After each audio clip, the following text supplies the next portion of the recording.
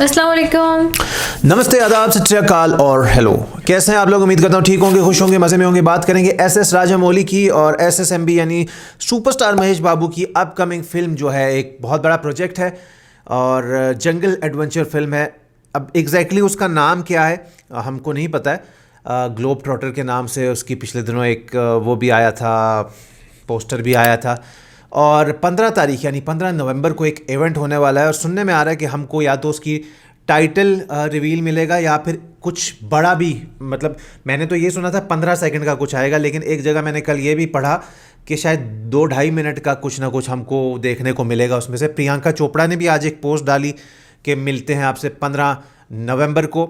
आज एक सॉन्ग भी आ गया है मूवी से, ऑडियो सॉन्ग, जिसको गाया है श्रुति हासन ने और ऑस्कर विनर जो हैं MM कीरवानी, उनका म्यूज़िक होने वाला है। अच्छा, पिछले दिनों एक पोस्टर आया था जो विलन को उन्होंने रिवील किया था, पृथ्वीराज को, और वो पोस्टर बड़ा अच्छा था। हमें तो बड़ा अच्छा लगा था कि उसमें एक वो चेयर पे बैठे हैं और उसके थ्रू ही सब करेंगे। क्लॉज हैं चेयर के, मतलब उनके अपने वो पैरालाइज होंगे। और लेकिन उसको बड़ा बैकलैश या ट्रोलिंग मिल रही है कि लोग कह रहे हैं कॉपी किया है एसएस राजामौली ने, डिफरेंट मूवीज़ का लोग रेफरेंस दे रहे हैं। क्रिश से जिस तरह कार्ल विवेक ओबरॉय होते हैं वो भी इसी तरह की चेयर में होते हैं, या फिर लोग एक्समैन का कोई रेफरेंस दे रहे हैं। तो ज़रूरी नहीं है, कॉपी नहीं इसको आप बोल सकते, आप इंस्पायर्ड बोल सकते हैं। लेकिन ये है कि आप जब तक फिल्म नहीं देखोगे आप कोई जजमेंट नहीं पास कर सकते हो। आज की जो हमारी वीडियो है टोटली उसी मूवी पे होने वाली है, SSMB 29 इस दिस एसएस राजामौलीज फर्स्ट फ्लॉप, उस पर डिस्कशन करेंगे। लेडर फैक्ट्स चैनल से हमारे पास वीडियो है, जितने भी फैंस हैं महेश बाबू के, राजामौली सर के, ज़रूर देखिएगा। देखने के बाद करते हैं discussion.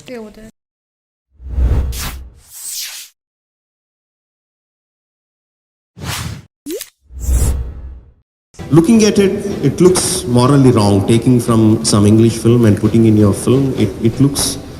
How can this guy do it? Can't this guy think on his own? Can't he create something on his own? Rajamouli cinema industry में एक नाम नहीं बल्कि एक स्टैम्प की तरह काम करता है, जो अगर किसी फिल्म पे लग जाए तो फिर सवाल जवाब नहीं पूछे जाते। बस लोग पूछते हैं कि इस बार कौन कौन से रिकॉर्ड्स टूटेंगे, क्या इस बार 2000 करोड़ से नीचे कुछ बात होगी। लेकिन फिर भी आज SSMB 29 के एक पोस्टर के बाद एसएस राजामौली पर भी ऑडियंस ओम राउत की तरह डाउट कर रही है। और पृथ्वीराज सुकुमारन के as a villain first look को कोई सूर्या के अथेरिया 24, तो कोई इवन मार्वल के डॉक्टर ऑक्टोपस, तो कोई कार्ल फ्रॉम क्रिस 3 की कॉपी बतला रहा है। The actual question would be, do you copy from Hollywood films? इसलिए सवाल ये है कि जिस फिल्म को 1000 करोड़ की फिल्म बताया जा रहा है, जिसे बिगर देन अवतार बताया जा रहा था, राजामौली खुद जिसे बिगर एंड बेटर बता चुके हैं। I just started writing about 2-3 weeks back. Globe-trotting action adventure.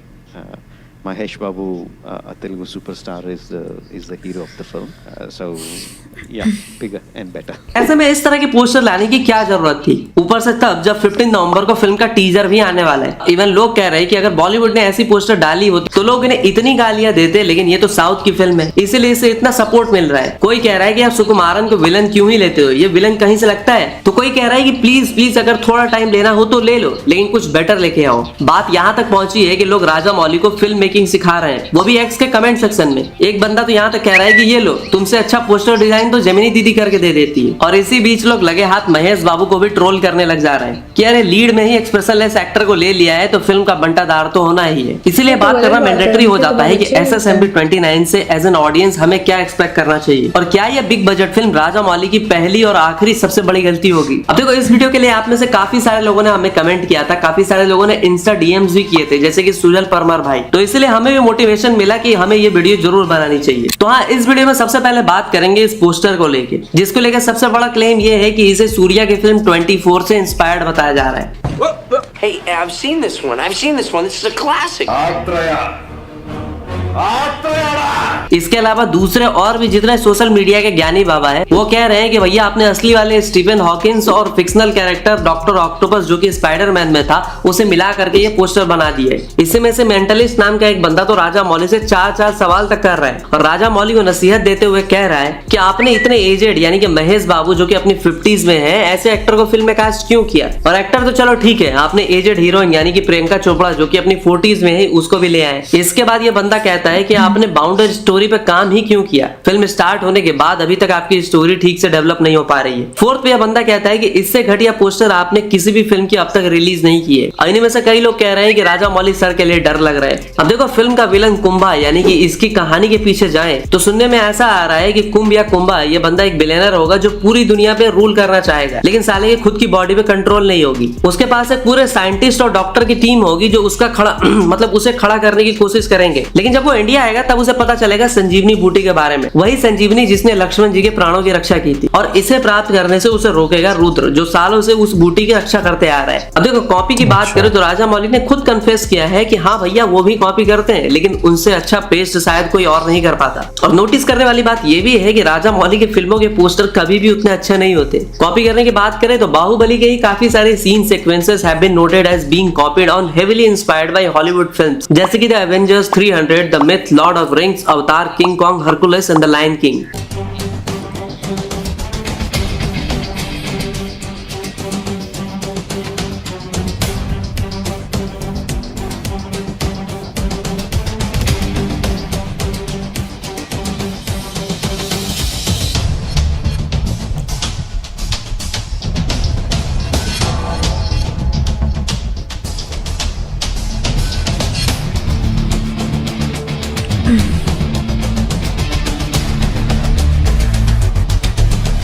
Hollywood movie का दिखा दें फिर उनका।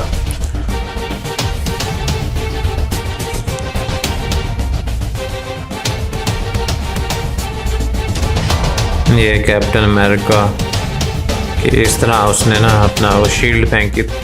वैसे इस वीडियो को इतना देखने तो के बाद चलता है। आप नोटिस करके बताओ कि बाहुबली में कौन सी सीन कॉपीड थी और कौन सी हॉलीवुड फिल्म ने बाहुबली से कॉपी किया था। इतना तो क्या सब हुआ, पता चकरा है। गया ना दिमाग। हाँ ये बात सही है कि बाहुबली का वो वाटरफॉल भी जंगल बुक से इंस्पायर्ड था। ईगा के भी काफी सारे सीन्स बी एंड कॉकरोचेस से इंस्पायर्ड थे। वैसे ही विक्रमातुडु के भी कुछ सीन्स किसी मलयालम फिल्म से इंस्पायर्ड थे। वेल इसी सिनेरियो के लिए क्विंटिन टेरेंटिनो का एक फेमस कोट याद आ गया। वो कहते हैं कि I steal from every single movie ever made, great artist steal, they don't do homages. फिर भी SSMP 29 के पोस्टर को देख के लोगों का कहना है कि मालिक 1000 करोड़ की फिल्म बना रहे हो, 10-20 लाख ढंग से पोस्टर बनाने में भी खर्च कर देते। बट इतनी नेगेटिविटी ट्रोलिंग के बावजूद इस पोस्टर को लेके बात करें तो भाई 24 आवर्स में इस पोस्टर ने भाई सारे रिकॉर्ड्स तोड़ के रख दिए, जिसमें सिर्फ SS राजा मौली के पोस्ट पे अराउंड 12.3 मिलियन व्यूज आ गए, महेश बाबू के पोस्ट पे 3.7 मिलियन व्यूज, PC के पोस्ट पे around 0.6 million views, SS Kartikeya यानी कि राजा मौली के बेटे के पोस्ट पे 0.45 मिलियन व्यूज, सिर्फ दुर्गा आर्ट्स के पोस्ट पे 0.22 मिलियन व्यूज। मतलब इन सब का टोटल मिलाकर बात करें तो 18.3 मिलियन व्यूज आए इस पोस्टर पे। ऊपर से आप कोई भी न्यूज उठा के देख लो, हर किसी ने इस फिल्म के पोस्टर को कवर करा है। अब जो लोग राजा मौली को ज्ञान बांट रहे थे उन्हें फिल्म मेकिंग की नसीहत दे रहे थे। आपको नहीं लगता कि राजा मौली ने ऐसा एक पोस्टर डिजाइन जानबूझकर किया है जिससे वो ऑडियंस का ध्यान और भी ज्यादा अपनी ओर खींच सके? अब खुद ही बताओ, यूट्यूब से लेके बाकी सोशल मीडिया प्लेटफॉर्म्स पे प्रभास की बाहुबली से ज्यादा आदिपुरुष के चर्चे हुए थे या नहीं? और आज भी प्रभास की बाकी फिल्मों से ज्यादा लोग आदिपुरुष को लेके उन्हें ट्रोल करते हैं। देखो राजा मौली हमेशा से एक फिलॉसफी पे काम करते हैं कि ऑडियंस की एक्सपेक्टेशंस बिल्कुल जीरो कर दो, उसके बाद उन्हें एक ऐसी फिल्म दिखाओ जो उन्होंने कभी एक्सपेक्ट ही नहीं की थी। वरना आप सोचो, जो बंदा अपनी बाहुबली जैसी फिल्म के लिए एक लैंग्वेज क्रिएट कर सकता है, नए नए वेपन्स डिजाइन कर सकता है, एक एक्टर को लेके 5 साल एक प्रोजेक्ट पे दे सकता है, उसके ऊपर विश्वास नहीं करना, उसके एक पोस्टर को लेके इतना बखेड़ा खड़ा कर देना, ऊपर से ये कहना है कि अरे हो गया, ये राजा मौली की सबसे बिगेस्ट डिजास्टर फिल्म होने वाली है। कुछ पूछा मैंने कुछ।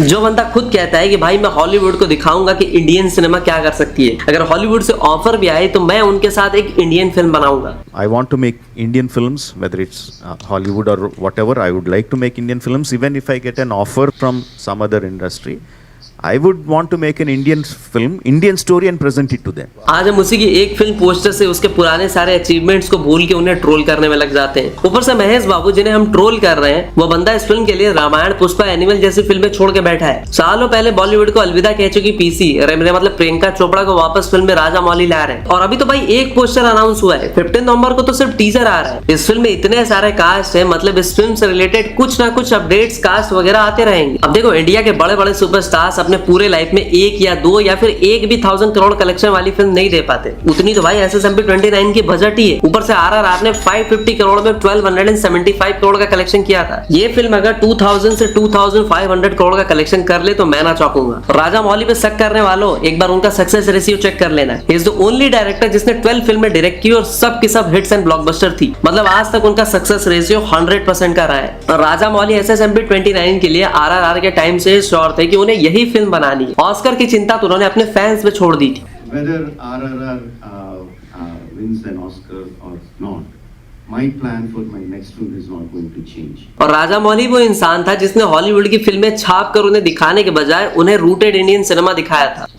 AR रहमान की धून हो या राजा मौली की महागाथा, हर कहानी भारतीय संस्कृति की आवाज बनकर दुनिया के करोड़ों लोगों के दिलों में उतरी है। ऊपर से राजा मौली ने इस फिल्म में वो किया है जो आज तक आई डोंट थिंक सो किसी डायरेक्टर ने किया होगा। राजा मौली साहब ने भाई इस फिल्म के लिए AI की क्लासेस तक ली है और इस फिल्म में VFX CGI विजुअल आर्ट का भरपूर उपयोग किया गया है। अब देखो फिल्म के लिए जिसके अंदर पैशन हो वो तो किसी भी हद तक जा ही सकता है। और राजा मौली की दूसरी सबसे बड़ी रूल की बात करें तो वो है फिल्मों को 2 पार्ट्स में बनाने का। देखो राजा मौली की अब तक की जितनी भी पैन इंडिया वाली फिल्म है, जैसे कि बाहुबली को देख लो, उसे 2 पार्ट्स में रिलीज करा गया था और वो ऑल टाइम ब्लॉकबस्टर हुई थी। उसके बाद से सालार, KGF, कांतारा, देवरा, पुष्पा, कल्कि, ब्रह्मास्त्र और न जाने कितनी ही फिल्मों का सेकंड पार्ट बना। मतलब कहानी को 2 पार्ट्स में दिखाने का ये ट्रेंड राजा मौली ने ही सेट किया था, जिसे आज भी सब फॉलो करते आ रहे हैं और 1000 करोड़ क्लब की शुरुआत भी इसी इंसान ने की थी। और इस बार भी राजा मौली की बाकी फिल्मों की तरह इस फिल्म की कहानी भी उनके बाबूजी यानी कि KV विजेंद्र प्रसाद ने ही लिखी है। और SSMP 29 को लेकर भी अब तक यही अपडेट थी कि इस फिल्म को 2 पार्ट्स में लाया जाए। खुद राजा मौली के बाबूजी KV विजेंद्र प्रसाद ने भी बात कही थी, लेकिन ऑल ऑफ अ सडन राजा मौली ने पार्टी बदल लिया और अब वो इस फिल्म का एक बार में ही फुल एंड फाइनल सेटलमेंट करने के प्लान में। देखो पिंक बिलियन के रिकॉर्ड के अकॉर्डिंग राजा मौली कहते हैं कि आजकल ट्रेंड बन गया है फिल्मों से ज्यादा पैसे मिल्किंग करने के लिए। लोग अननेसेसरी फिल्मों को 2-3 पार्ट्स में बना रहे हैं, इसलिए डिसाइडेड कि भैया स्टोरी को बेकार में च्युइंगम की तरह खींच खाच के 2 पार्ट्स में ना बनाने के बजाय एक ही पार्ट में पूरी की पूरी फिल्म दिखा दो। और वंस अगेन इस बार इस फिल्म के लिए राजा मौली फिर से सारी हदें पार करने को तैयार है। फिर चाहे काशी के लिए सेट डिजाइन करना हो, अफ्रीका केनिया के जंगलों में फिल्म की शूटिंग करनी हो या फिर टॉप नॉच सिक्योरिटी लगा के फिल्म से रिलेटेड कुछ भी मटेरियल बाहर ना आने देना हो। ऊपर से महेश बाबू का जो फर्स्ट लुक अनवील किया गया था जिसमें उनके गले में एक लॉकेट दिख रहा है जिसमें त्रिपुंड, नंदी और त्रिशूल बने हुए हैं, इससे साफ साफ पता चल रहा है कि फिल्म की कहानी में हमारे शास्त्रों और हमारे स्क्रिप्चर्स को काफी अच्छे तरीके से ब्लेंड किया गया है। देखो सोशल मीडिया एक ऐसी जगह बन चुकी है जहाँ कंपैरिजन करना आम बात है, जहाँ पे ट्रोलिंग, इनसिक्योरिटी, दूसरे की खुशी में दुखी फील करना, ये चीजें आम हो चुकी है। ऐसे में राजा मौली जो करना चाहते थे, आई मीन टीजर रिलीज से पहले एक तगड़ी बज क्रिएट करना, वो करने में वो सफल रहे। वैसे 15 को जियो हॉटस्टार पे फिल्म का ग्रैंड टीजर लॉन्च किया जाएगा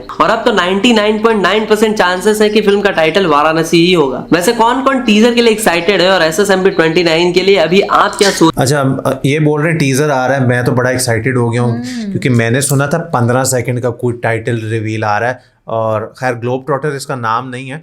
तो देखें ट्रोलिंग तो चलती रहती है और आम लोग जो फिल्म बनाने को समझते भी नहीं है वो उनको मशवरे दे रहे हैं, भाई आपने ये क्या किया, आपको यूं करना है। बात भी ठीक है कि हो सकता है उन्होंने खुद ऐसा पोस्टर रिलीज किया हो कि लोगों का इंटरेस्ट ज्यादा क्योंकि ऑडियंस हमेशा अट्रैक्ट होती है। अब वो बोलते हैं प्रभास ने इतने बड़े बड़े काम किए, इतनी अच्छी अच्छी मूवीज, लेकिन उनका जो आदि पुरुष मूवी है जिसको इतनी ट्रोलिंग मिली थी उसी से लोग आज भी उनको याद रख रहे हैं।